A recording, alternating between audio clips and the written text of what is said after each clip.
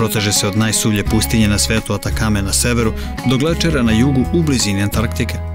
Divan je dan u Santiagu, glavnom gradu Čilea. Bio sam i na mnogo gorim mestima, pa me ovaj obilazak ribljih tezgi nije mnogo uzbudio. Tek na ovoj visini shvatio sam koliko je zapravo visoka zagađenost, jer u pozadini iza grada trebalo bi jasno da vidite Ande. Ali jedva se naziru. Sky Costanera, 300 metara visine, 64 sprata. Sam grad leži na reci Mapocho u podnožju Anda između 500 i 700 metara nadmorske visine.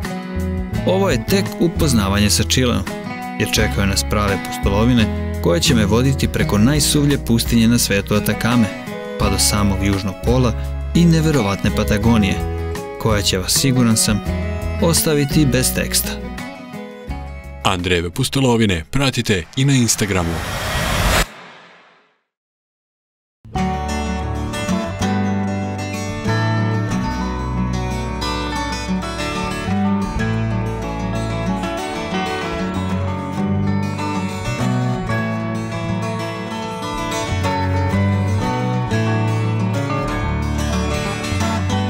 Čile je država u Južnoj Americi smeštena na jugu kontinenta, protežući se pravcem sever-jug čak 4270 km uz obalu Pacifika. Zbog toga mnogi misle da je to najduža zemlja na svetu.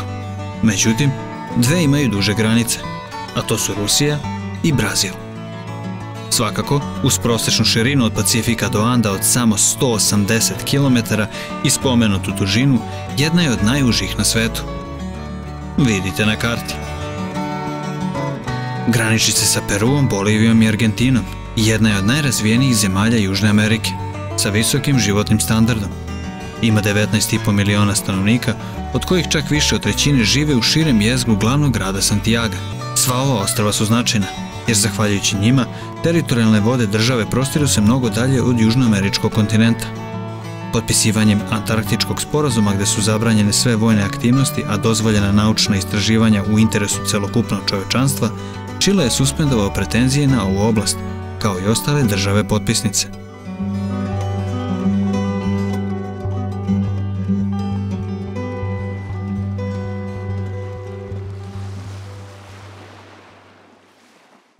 Smešten je u čuvenom vatrenom pojasu Pacifika uz raznovrsna staništa i tipove klime, jer proteže se od najsuvlje pustinje na svetu Atakame na severu do glečera na jugu u blizini Antarktike. U središnjem delu i oko glavnog grada Santiaga su poljoprivredna zemljišta, a idući ka jugu smenjuju se šume, pašnjaci, jezera i vulkani, dok su uz obalu fjordovi, zalivi, ostrva i poluostrva. Istočnu granicu čine moćni Andi. Spomenuta pustinja Atakama dobija manje od 12 mm kiše godišnje, a postoje delovi koji stotinama godina uopšte ne primaju kišu. Određene oblasti u suvim dolinama Antarktika pobedile bi Atakamu za titulu najsuvljeg mesta na zemlji, ali Atakama se rangira kao najsuvlja nepolarna pustinja na svetu i druga najsuvlja pustinja u celini. Osim toga, to je jedina prava pustinja koja ima manje padavina od polarnih pustinja. S druge strane, plodno tlo i savršena klima u centralnom delu pogoduje uzgoju svega, a prevashodno vinove loze, pa je Čile 6. zemlja u svetu po proizvodnji vina.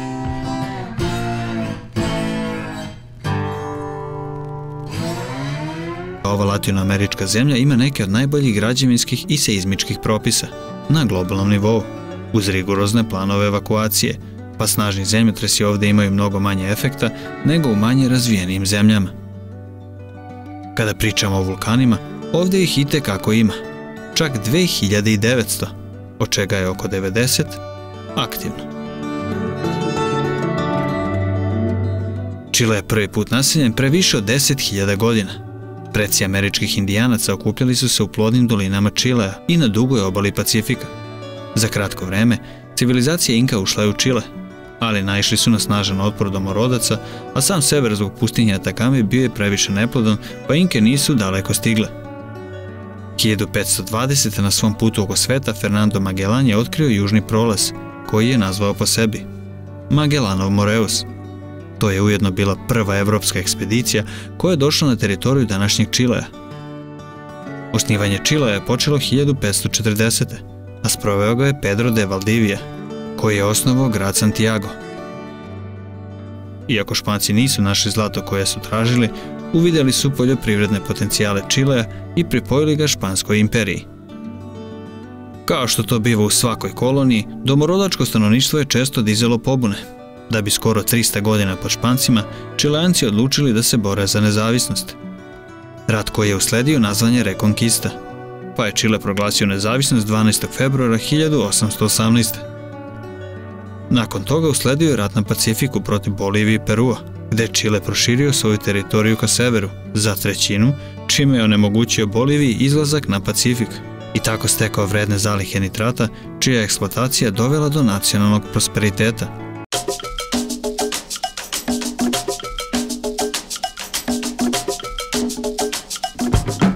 Manga! Trip! Jej! Kako se najbolje štedi? Proveri uslove na sajtu procreditbank.rs. Zastava Čilea ima 3 boje. Plavu koja simbolizuje nebo, belu koja označava snegom prekrivene Ande, dok crvena predstavlja krv prolivenu tokom borbe za nezavisnost. Slična je zastavi Teksasa, iako je čileanska starija 21 godinu. Čile je mešavina različitih etničkih grupa, pretežno potomaka evropskih doseljenika koji su stigli krajem 19. i početkom 20. veka, poput Nemaca, Francuza, Britanaca, Iraca, Poljaka, Španaca, Rusa i Hrvata, uz manji broj doseljenika sa Bliskog istoka. Hrvatska zajednica u Čileu ima oko 400.000 ljudi i posle Argentine druga je po veličini dijaspora u Južnoj Americi. Dominiraju belci i mestici, dok domorodačko stanovništvo čini oko 3% ukupnog stanovništva, pa mali broj čileanskih državljana govori nekim od domorodačkih jezika kao maternjim, među kojima je najrasprostranjeniji mapuče. S druge strane, službeni jezik je španski, koji se razlikuje između severa i juga, kao i ruralnih i urbanih oblasti, dok je engleski obavezan u osnovnim školama. Među religijama preovladava katoličanstvo, koje država podupire iako nije službena religija. Osim katolika, postoji veći broj pripadnika jevrejske religije i protestanata.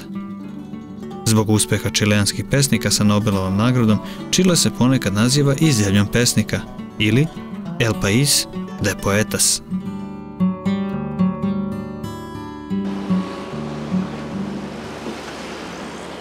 A svoju pustolovinu kroz Čile započinjem u prestonici Santiagu, glavnom ekonomskom, političkom i kulturnom centru zemlje, osnovanom 1541. Puni naziv je Santiago de Chile, kako bi se razlikovao od velikog broja gradova sa istim imenom na tlu Latinske Amerike. U njemu živi 40% stanovništva zemlje, odnosno negde oko 7 miliona. Naravno, u pitanju je šire gradsko područje, koje ima 37 opština. Prvog dana odlučio sam se na udarničku pešačku turu kroz megapolis. Poranio sam, pa je prva stanica Mercado Central, odnosno glavna pijaca. Savjetovali su me da budem veoma oprezan jer to je mesto poznato po džeparošima, ali bio sam i na mnogo gorim mestima, pa me ovaj obilazak ribljih tezgi nije mnogo uzbudio.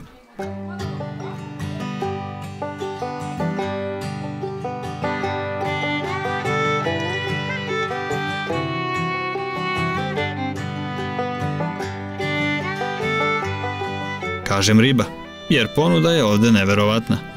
Zato ranom zorom svi ugostitelji dolaze kako bi kupili svežu ribu za svoje restorane.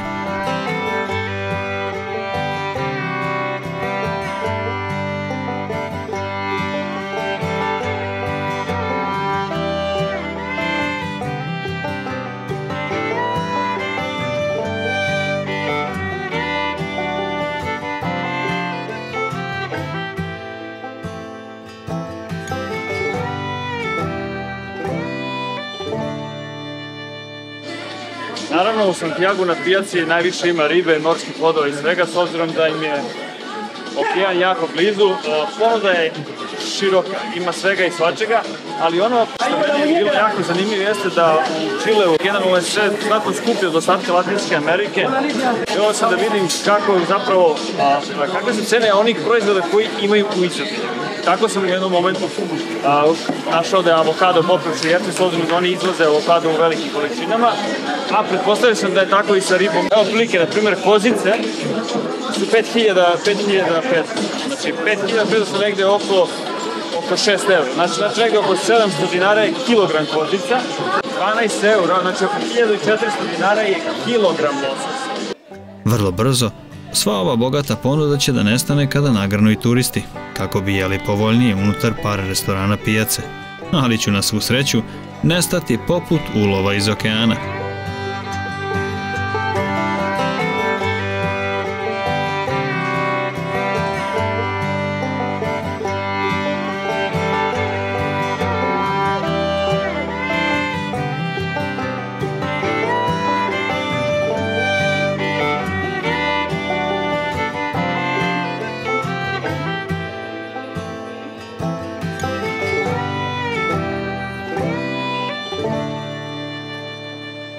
Stižem do istorijskog centra grada, Plaza de Armas, koja se, gle čuda, zove i izgleda isto kao i većina ostalih u Latinskoj Americi nakon dolaska španskih kolonizatora. Dakle, tu je obavezna crkva na Velikom trgu, uz park, spomenik i mnoštvo kolonijalnih građevina. Konjanik je Pedro de Valdivia, bio je španski konkvistador i osnivač Santiaga 1541. Poznat kao nemilosrdni vojskovođa u ratu protiv Perua i lokalnog domorodačkog stanovništva, od kojeg je na kraju i stradao. Ali, nekako mi se čini da današnji Čileanci vide sebe bliže Špancima nego domorodačkim narodima, što stvara mnoge probleme vekovima unazad.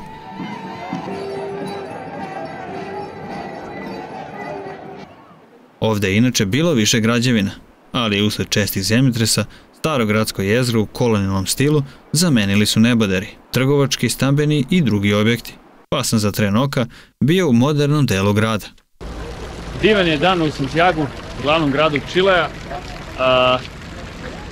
Inače, Santiago nazivaju i New Yorkom Latinske Amerike.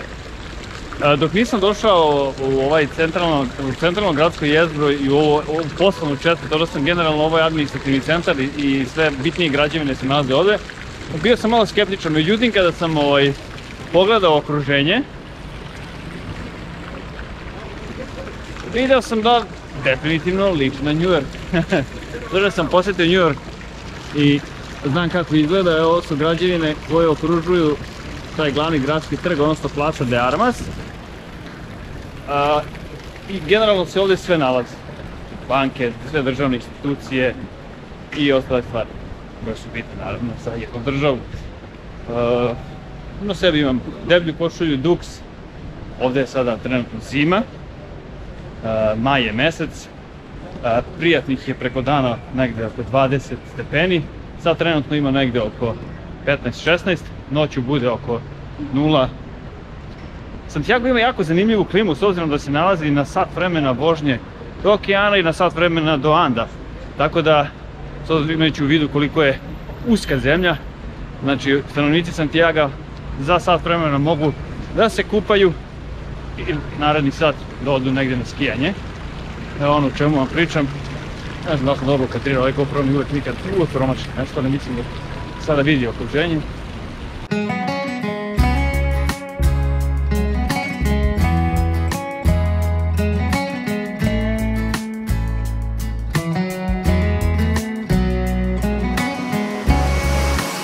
Dalje od gradskog centra postoji nekoliko blokova ulica koje su u potpunosti sačuvali kolonijalni izgled i gde je vreme gotovo stalo.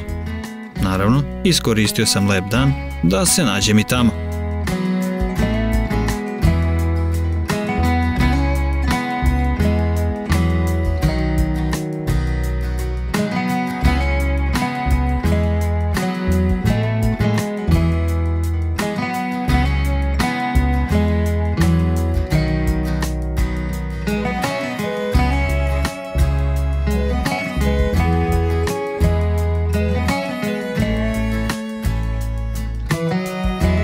Posjetiti Santiago, a ne popeti se na najpoznatiji vidikovac San Cristobal je kao da niste ni bili u glavnom gradu Čilea. 850 metara nadmorske visine i 300 metara iznad grada. Ovo brdo idealno je za panoramske snimke Santiaga. Tek na ovoj visini shvatio sam koliko je zapravo visoka zagađenost, jer u pozadini iza grada trebalo bi jasno da vidite Ande. Ali jedva se naziru.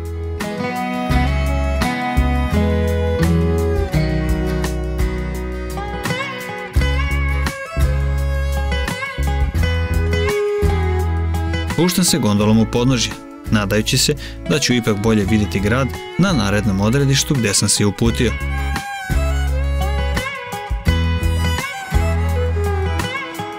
Najbolje mjesto da sagledam grad u celosti jeste najpoznatiji neboder ne samo u Čileu, nego i u čitavoj Južnoj Americi. Sky Costanera, 300 metara visine, 64 sprata. Ceo grad kao na dlanu, uz Ande u pozadini. Naravno, da nije ovoliko zagađen vazduh, doživljaj bi bio potpun. Ali šta je tu je? A zbog čega je tako? Naime, klima je mediteranska sa blagim zimama i veoma toplim i suvim letima. Tokom zime obično pada sneg samo u Andima, koji su udaljeni sat i po od grada. Temperature noću mogu pasti na oko 0 stepeni u najhladnijim danima, ali zadržavanje snega je veoma retko. Leta su prilično suva, uz temperature do čak 35 stepeni. Zbog efekta inverzije u basenu Santiaga i drugih faktora, kvalitet vazduha u zimskom periodu u ovoj oblasti može biti nezdrav, zbog visokih koncentracija PM čestica. Naravno, izabrao sam zimu za posjetu Čileu. Sam grad leži na recima Poču u podnožju Anda između 500 i 700 metara nadmorske visine. Vrhovi Anda se vide iz većeg dela grada i doprinose problemu smoga, posebno tokom zime, zbog nedostatka kiše. Zbog toga, od idealnog zalaska nema ništa, ali makar sam pokušao. Ovo je tek upoznavanje sa Čileom, jer čekaju nas prave pustolovine koje će me voditi preko najsuvlje pustinje na svetu Atakame, pa do samog južnog pola i neverovatne Patagonije, koja će vas, siguran sam, ostaviti bez teksta. Do sljedeće uzbudljive epizode.